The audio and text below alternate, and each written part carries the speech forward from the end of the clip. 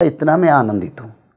इसीलिए उस युग को भगवान नाम दिए कृत युग, यानी सब कृतार्थ होंगे, कृतकृत्य होंगे, आनंदित होंगे। No sad, no sorrow, no depression, no thinkings, everything only just in our hand. ऐसे समय की ओर सत्य युग आता है। तो इसीलिए भगवान इस समय परिवर्तन का संकेत दे रहे हैं सूर्यदेव से। भविष्य मालिका को इसको हम विचार करेंगे। भविष्य मालिका में इसमें क्या लिखा है, इसका पंक्ति भी मैं गाता हूँ। 7 दिन जे अंधार बौल, सूर्य न होइबे देखा, शृगाल कुकुर घरे पशि जीवे, केही न पाइबे रक्षा। ये अच्युतानंद ने इसके बारे में लिखे। बोले जब सत्ययुग का आगमन होगा, भगवान की कृपा से धरती पर 7 दिन 7 रात अंधेरा होगा।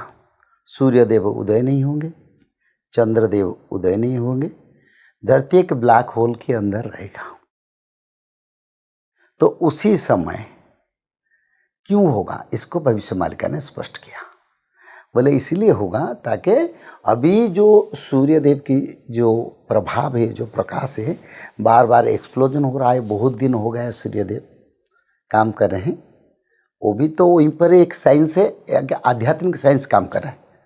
यहाँ हम जो साइंस में लोहे को मेल्ट कर रहे हैं, वहाँ भी ऐसे सारे धातु हैं और जिसमें बारंबार एक्सप्लोजन होता है और वहीं पर से ऊर्जा आता है, जो ऊर्जा धरती तक आता है, रोशनी।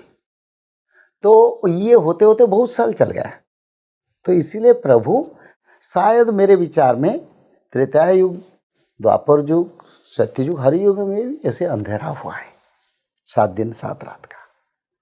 तो कलयुग में भी होगा।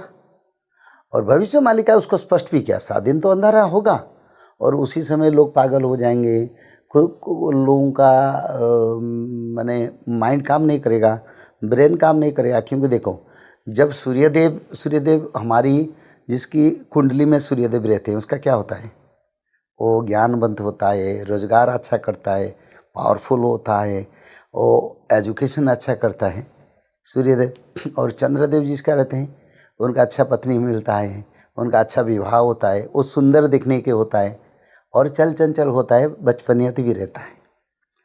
तो ये दोनों ग्रह अगर हमारी मनुष्य की कुंडली चक्र में गायब हो जाएंगे तो मनुष्य का के ऊपर बहुत प्रभाव आएगा। उस समय बहुत लोग मर जाएंगे, बहुत लोगों को प्रेशर होगा, बहुत कुछ हो जाएगा।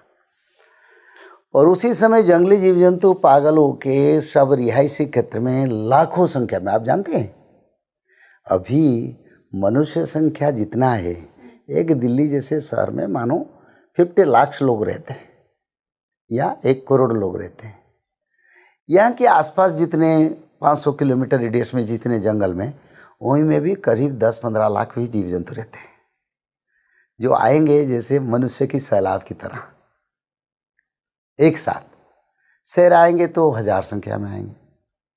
जंगली जीव जंतु, भालू जैसे बड़ा जिसको कहते हैं जो स्वार, जंगली स्वार, ऐसे 1000 संख्या में घुसेंगे, गांव में शहर में घुसेंगे, कहाँ को उसको कुछ पता नहीं। उस समय बहुत लोग मरेंगे और क्या होगा उसमें फल, उसको भी भविष्य मालिका में लिखा है।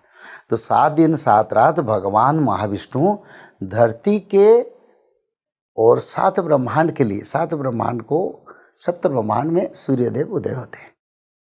वैकुंठ में सूर्यदेव का जरूरत नहीं पड़ता।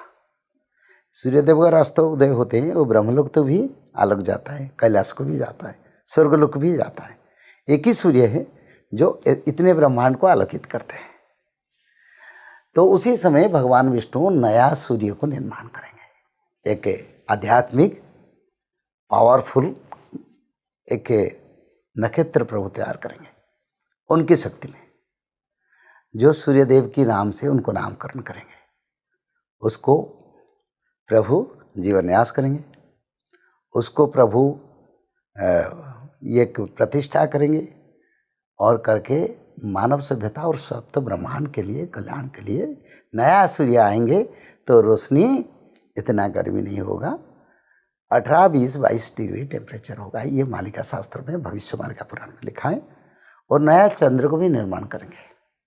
तो दोनों होने से रात को दिन होगा, दिन में दिन होगा, रात दिन में कोई फर्क नहीं आएगा। लोग रात में भी बिना क्लेश से कहीं कहीं जाना आना, जंगल रास्ता कहीं भी, कोई जैसे आज के दिन इलेक्ट्रिसिटी जैसे रोड स्ट्रीट लाइट ज़रूरत नहीं है तो लोग परेशानी होते, उसी समय जंगल भी उजाला रहेगा। धरती पर जहाँ देखो दिन जैसा दिखाई देगा, लोग दिन रात में कोई फर्क नहीं देखेंगे। तो ये सत्ययुग का आगमन का संकेत अभी सूर्यदेव की रोशनी पड़ रहा है। आगे 70 डिग्री 72 में बोला, मैं कभी मेरा विचार जो वर्षन में नहीं भूला हूँ, मैं जो बताया हूँ आज से 40 साल हो गया, still I am start on that. मैं उसके ऊपर ही विचार करता हूँ। 72 डिग्री पर भारत में, विश्व में कई कई स्थान पर टेम्परेचर होगा और ये अंतिम समय सूर्यदेव का होगा जिस समय लोग उसमें बचना मुश्किल होगा। बड़े बड़े इलेक्ट्रिक स्ट्रक्चर ब्रस्ट कर जाएगा, मेल्ट कर जाएगा, क्योंकि इतना गर्मी में नहीं चल पाएगा। कंप्यूटर सिस्टम बंद होगा, जितने परमाणु रिएक्टर से उनका रेडिएशन शुरू हो जाएगा।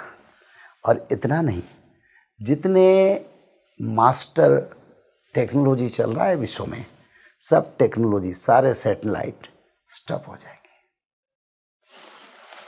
गुरुजी, लेकिन एक बात आप मुझे बताइए कि आपने कहा कि जब हम सतयुग की ओर जाएंगे तो बहुत सारी घटनाएं होंगी, लेकिन मैं जानना चाहूँगी कि आखिर सतयुग की शुरुआत होगी कहाँ से? सत्ययुग की शुरुआत मेरे विचार में, मैंने भागवत महापुराण पढ़ा हूँ। भागवत महापुराण में भक्ति देवी नारद महामुनि को बताए थे। जब मैंने महाराष्ट्र गया था तो मेरा बड़ा आदर हुआ, मेरे को सब सम्मान किए। भक्ति ज्ञान वैराग सभी मनुष्य में था और मेरे को बहुत सम्मान मिला।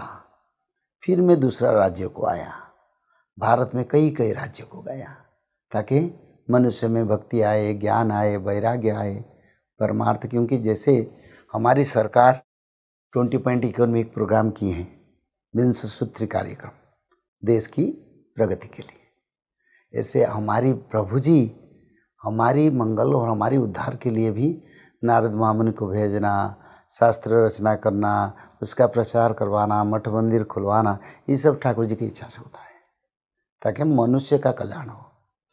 तो इसीलिए ये भागवत में नारद महामुनि को भक्ति देवी बोले, मेरे को महाराष्ट्र में सम्मान मिला, भारत में ऐसे कोई राज्य में इतना सम्मान नहीं मिला। तो इसी विचारधारा को मैंने तत्व में लिया, ताकि इसी समय भी महाराष्ट्र में सत्ययुग का आगमन का पहला वार्ता आएगा। क्योंकि महाराष्ट्र गणपति के क्षेत्र है। आप जानते हैं आद्य सेवा, आद्य पूजा गणपति भगवान का होता है। तो वहीं से गणपति भगवान स्वयं भगवान के रूप है। बोले देवताओं में मैं गणपति हूँ। कौन? भगवान बताएं गीता में अर्जुन को। नक्षत्र में मैं सूर्य हूँ और ऋषियों में मैं वशिष्ठ हूँ, ऐसे सब बताया ना। तो इसी विचारधारा में गणपति क्षेत्र आद्य क्षेत्र है और आद्य क्षेत्र में पहले से धर्म का प्रकाश हुआ था, जो भक्ति देवी नारद महामुनि को बताए। इसी विचारधारा को लिया।